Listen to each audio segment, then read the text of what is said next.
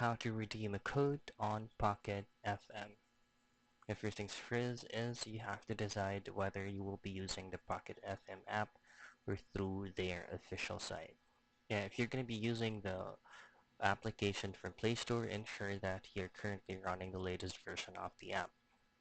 Now in this video, I'm going to be using the web version of Pocket FM, and I'm currently using Google Chrome. So just head directly to their official site and ensure that you are logged into your account.